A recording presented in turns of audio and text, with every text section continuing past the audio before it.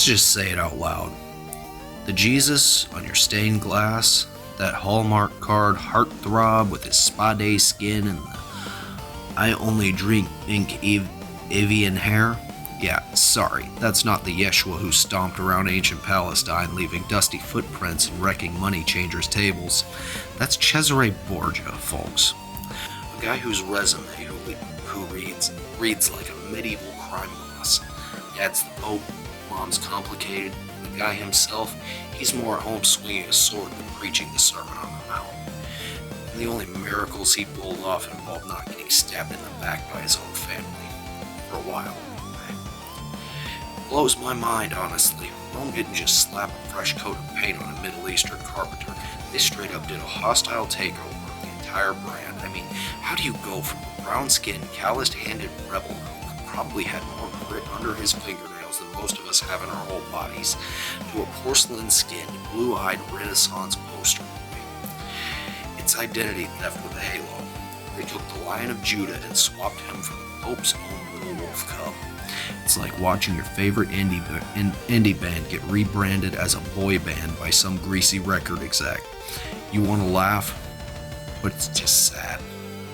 And here's the real kicker. This isn't about art history or some dusty argument among theologians. The Borgia Christ was weaponized. That face, Cesare's face, became the official stamp of approval for every empire builder and colonizer with a Bible in one hand and a sword in the other. They marched out on banners painted with this sanitized European Christ and used him to bless every rotten thing from crusaders to the slave trade. Every conquistador who set foot in the Americas, every slaver who chained up men, women, and children, they all marched with that counterfeit Christ in their pockets, convinced God was giving them a thumbs up. It's like having a war criminal the keys to your It's like giving a war criminal the keys to your church and asking him to bless your house. Do you ever think about how deep that goes? How art and power and faith got so twisted together so hard, most folks can't even tell where the real story ends and the propaganda begins. It's like a spiritual gaslighting on a global scale. And not gonna lie, maybe that's why Assassin's Creed Brotherhood hits a nerve for me. Yeah, it's a video game. Man, there is something downright therapeutic about finally sticking it in the Borgias. Even if it's just pushing buttons on a controller, it's not the thrill of the kill, it's the feeling that just for a moment, you're undoing a tiny piece of the lie.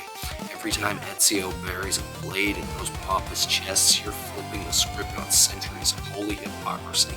If only history had given us that kind of closure, right? But look, don't get it twisted. This isn't just about venting gamer rage. The real world stakes are way higher than any leaderboard. If your Jesus looks like Cesare Borgia, you're kneeling before a fraud. If your Christ is out there rubber stamping empires and kissing boots of power, you're not following the guy who hung out with lepers and tax collectors. You're just another cog in Rome's old machine. So here's my 2 cents, maybe even 3. Smash that idol. Rip those fake portraits off the wall. Burn the phony images. Not because you hate art, but because you love truth. Yeshua isn't Cesare. He's not a mascot for conquerors or a poster boy for popes. He's the king the world tried to bury, the voice they tried to silence with a paintbrush and a lie. And I don't know about you, but I'll take the dusty, table-flipping rebel messiah over a velvet-draped warlord any day. Shatter the illusion, find the real face, and don't let history's con job rob you of the king who never needed Rome's approval in the first place. This has been Calvin Starr.